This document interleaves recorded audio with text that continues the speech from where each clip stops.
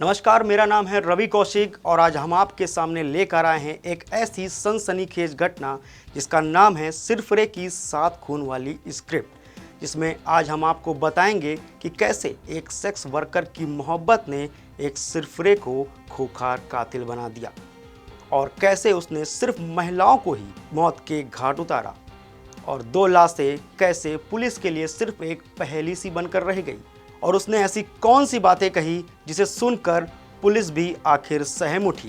पेश है ये रिपोर्ट। वो हर रोज वहां जाता था जहां सभ्य समाज जाने से कतराता है, जहां रात के अंधेरे में भी लोग मुंह छिपा कर जाते हैं। उसे जमाने की कोई परवाह नहीं थी। तभी तो जिस्म की जरूरतों को पूरा करते करते एक दिन वो उसी सेक्स वर्कर से मोहब्बत कर बैठा और फिर शुरू हुई खूनी इंतकाम की ये कहानी, जिसमें किरदार एक लेकिन सस्पेंस, थ्रिलर, ट्रेजेडी सब कुछ है।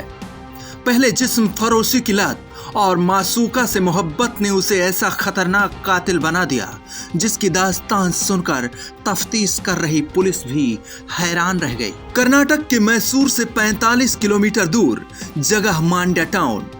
तारीख 8 जून।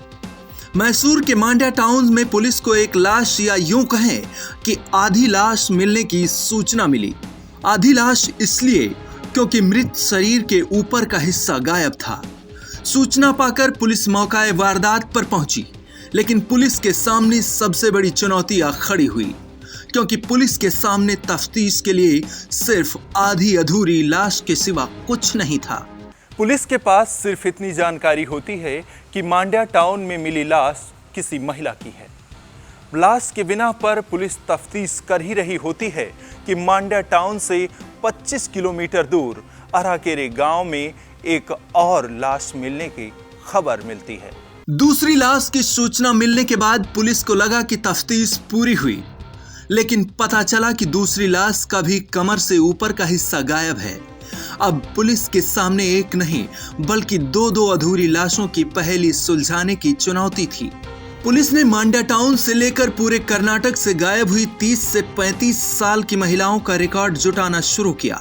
देखते ही देखते पुलिस के पास 1116 गुमशुदा महिलाओं के रिकॉर्ड इकट्ठा हो गए। यानी 1000 गायब हुई महिलाओं के बीच 2 मर चुकी महिलाओं का पता लगाना था। पुलिस इन 2 लाशों से जुड़े सुराग जुटाने में दिन रात पसीने बहा रही थी कि तभी चमराजनगर में एक गायब हुई महिला के बारे में जानकारी मिली, जिसके कपड़े का रंग अधकटी महिला की लाश से मिल रहे थे। यही नहीं, वो महिला 8 जून के आसपास गायब भी हुई थी। पुलिस को पहली कामयाबी मिल चुकी थी। अब पुलिस ने महिला के फोन से कॉल डिटेल्स निकालकर तफ्तीश की तो पता चला कि 8 जून को वो महिला मैसूर में ही थी। इस दौरान पुलिस को एक शख्स के बारे में पता चला जिससे महिला की आखिरी बार फोन पर बात हुई थी। पुलिस तलाश करते करते इस शख्स तक पहुंच गई। सिद्धालिंगप्पा नाम के इस शख्स ने पहले तो महिला के कत्ल से खुद को अनजान बताया, लेकिन पुलिस के सामने जल्द ही जुर्म कबूल किया। अब पुलिस को लगा कि उसने इन 2 कत्ल की गुत्थी सुलझा ली है। तभी सिद्धालिंगप्पा ने एक और कत्ल की दास्तां बयां किया, जहां उसने बताया कि 2 नहीं बल्कि उसने 3 कत्ल किया है और तीसरा कत्ल सिद्धालिंगप्पा ने बेंगलोर में किया था। सिद्धालिंगप्पा ने पुलिस को जो बताया उसे सुनकर पुलिस भी हैरान रह गई। सिद्धालिंगप्पा ने पुलिस को बताया कि वो एक नहीं बल्कि 7 कत्ल करने वाला था। ये कत्ल का सिलसिला तो अभी शुरू हुआ था। सिद्धालिंगप्पा ने बेंगलुरु में पहला कत्ल अकेले किया था, लेकिन मांड्या में हुए दोनों कत्ल में उसकी प्रेमिका चंद्रलेखा भी थी, जिसकी मोहब्बत में पड़ा सिद्धालिंगप्पा उन लोगों को मौत के घाट उतारने की शपथ ले चुका था जिन्होंने प्रेमिका चंद्रलेखा को जिस्म फरोशी के दलदल में उतारा था। सिद्धालिंगप्पा और प्रेमिका चंद्रलेखा दोनों ने मिलकर किराए पर घर लिया और फिर एक एक कर इन महिलाओं को बुलाया, जहां दोनों ने मिलकर पहले गला घोंटा और फिर शरीर के टुकड़े कर अलग अलग जगहों पर फेंक दिया।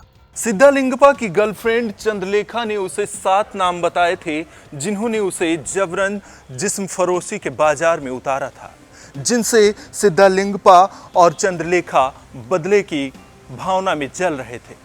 हालांकि चंद्रलेखा ने जो 7 नाम बताए थे उसके अलावा सिद्धालिंगप्पा की डायरी में एक और नाम शामिल था। सिद्धालिंगप्पा की डायरी में 8वां नाम किसी और का नहीं बल्कि उसकी गर्लफ्रेंड चंद्रलेखा का था। सिद्धालिंगप्पा चंद्रलेखा को मौत के घाट क्यों उतारना चाहता था? जिस चंद्रलेखा से सिद्धालिंगप्पा बेइंतहा मोहब्बत करता था, जिसके खातिर जान दे भी सकता था और जान ले भी सकता था, उसे आखिर मौत के घाट क्यों उतारना चाहता था? सिद्धालिंगप्पा दरअसल ये जानता था कि चंद्रलेखा ही एक वो महिला है जो सारे कत्लों की गवाह है। अगर चंद्रलेखा को मौत के घाट उतार दिया जाए तो ये कत्ल की सारी कहानी यहीं दफन हो जाएगी। हालांकि ये हो नहीं सका। चंद्रलेखा और सिद्धालिंगप्पा दोनों पुलिस की जंजीरों में जकड़े जा चुके हैं। इस खूनी मोहब्बत की कहानी का अंत फिलहाल यहीं तक था। मैं परमानंद पांडे, आप देख रहे हैं आज की खबर। फिर मुलाकात होगी किसी और दिन किसी और स्टोरी के साथ। तब तक के लिए नमस्कार।